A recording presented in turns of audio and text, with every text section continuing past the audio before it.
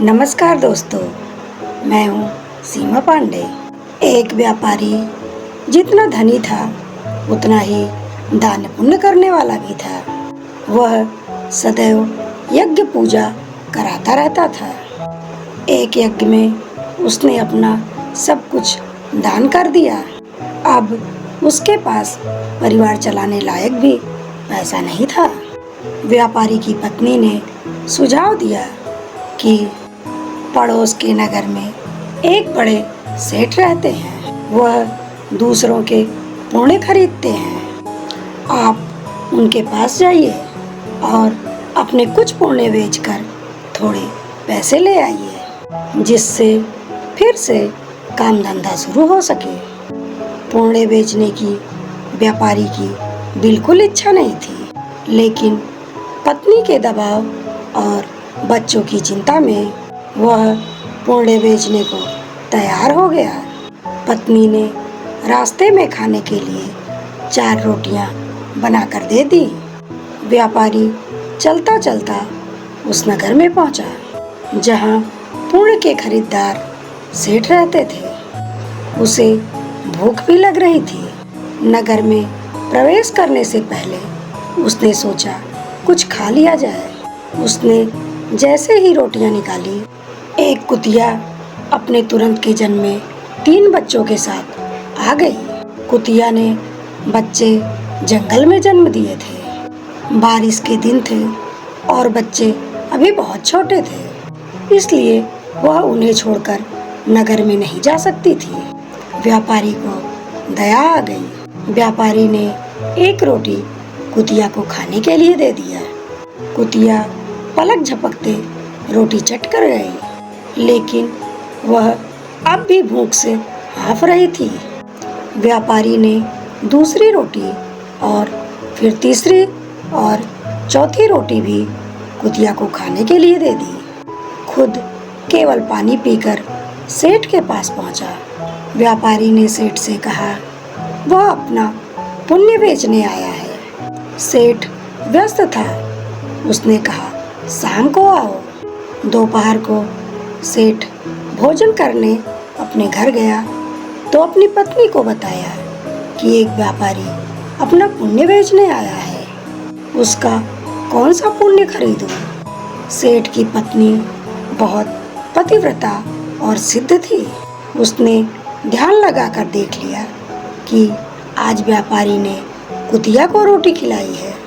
उसने अपने पति से कहा कि उसका आज का पुण्य खरीदना, जो उसने एक जानवर को रोटी खिलाकर कमाया है, वह उसका अब तक का सर्वश्रेष्ठ पुण्य है। व्यापारी शाम को फिर अपना पुण्य बेचने आया। सेठ ने कहा, आज आपने जो यज्ञ किया है, मैं उसका पुण्य लेना चाहता हूँ। व्यापारी हंसने लगा। उसने कहा, यदि मेरे पास यज्ञ के लिए पैसे होते तो क्या मैं अपना पुण्य बेचने आपके पास आता? सेठ ने कहा, आज आपने किसी भूखे जानवर को भोजन कराकर उसका तथा उसके बच्चे के प्राणों की रक्षा की है। मुझे वही पुण्य चाहिए। व्यापारी यह पुण्य बेचने को तैयार हो गया। सेठ ने कहा, उस पुण्य के बदले वह व्यापारी को 4 रोटियों के बराबर तौलकर सोने चांदी तथा हीरे मोती देगा।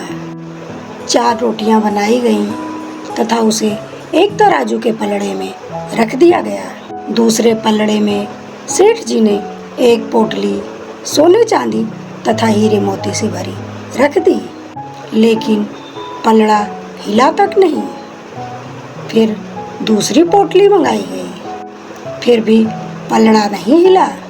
कई पोटलियां रखने के बाद भी जब पलड़ा नहीं हिला तो व्यापारी ने कहा, सेठ जी, मैंने विचार बदल दिया। मैं अब अपना पुण्य नहीं बेचना चाहता। व्यापारी खाली हाथ अपने घर की ओर चल दिया। उसे डर हुआ कि कहीं घर में घुसते ही पत्नी के साथ कलह न हो जाए। जहां उसने कुतिया को रोटी डाली थी, वहां से कुछ कंकड़ पत्थर उठाए और थैली में डालकर घर की ओर चल दिए। घर पहुंचने पर पत्नी ने पूछा कि पुण्य बेचकर कितने पैसे मिले। तो उसने थैली दिखाई और कहा, इसको रात को भोजन करने के बाद ही खोलेंगे। इसके बाद वह व्यापारी गांव में उधार मांगने चला गया। इधर उसकी पत्नी ने जब से वह थैली देखी थी उसे सब्र नहीं हो रहा था। पति के जाते ही उसने थैली खोली। उसकी आंखें फटी की फटी रह गई। उस थैली में हीरे मोती सोना चांदी थे। व्यापारी घर लौटा तो उसकी पत्नी ने पूछा कि पुण्यों का इतना बड़ा मोल किसने दिया? इतने हीरे जवाहरात कहाँ से लाए? व्यापारी को अंदेशा हुआ कि कहीं पत्नी सारा भेद जानकर उसे ताना तो नहीं दे रही, लेकिन उसके चेहरे की चमक से ऐसा नहीं लग रहा था। व्यापारी ने कहा, दिखाओ कहाँ है हीरे जवाहरात? पत्नी ने पोटली लाकर उसके सामने पलट दी। उस पोटली में से बेशकीमती रत्न गिरे। व्यापारी यह देखकर हैरान रह गया। फिर उसने पत्नी को सारी बात बता दी। पत्नी को पछतावा हुआ कि उसने विपत्ति में अपने पति का पुण्य बेचने को कहा। दोनों ने तय किया कि इसमें से कुछ अंश निकालकर वह व्यापार शुरू करेंगे। व्यापार से प्राप्त धन को इसमें मिलाकर जन कल्याण में लगा देंगे। तो दोस्तों, आज थी ये मेरी कहानी। तो आप लोगों को यह कहानी कैसी लगी कमेंट में ज़रूर बताइएगा।